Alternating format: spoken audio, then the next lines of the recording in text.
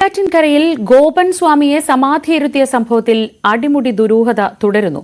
ഗോപൻ സ്വാമി ഗുരുതരാവസ്ഥയിൽ കിടപ്പിലായിരുന്നുവെന്ന് ബന്ധു പോലീസിന് മൊഴി നൽകി.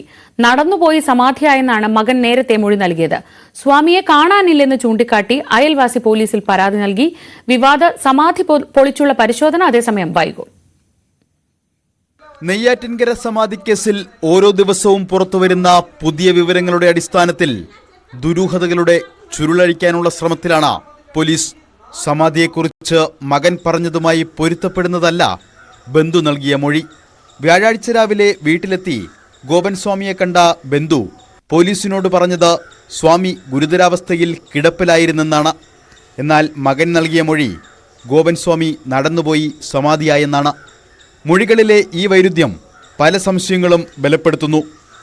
അന്വേഷണത്തിന്റെ മുന്നോട്ട് പോക്കിന് മൃതദേഹം പുറത്തെടുത്ത് പോസ്റ്റ്മോർട്ടം നടത്തണമെന്നാണ് പോലീസ് പറയുന്നത്.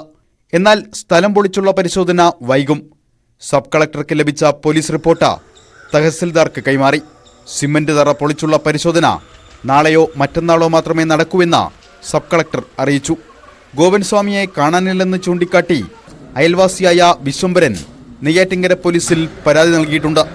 വ്യാഴാഴ്ചയാണ് നെയ്യാറ്റിൻകര ആറാലുമൂട് ചന്തയ്ക്ക് സമീപം കാവുവിളാകം കൈലാസനാഥ ക്ഷേത്ര സ്ഥാപകനും പൂജാരിയുമായ മണിയൻ എന്ന ഗോപൻ സ്വാമിയെ സമാധിയിരുത്തിയത്.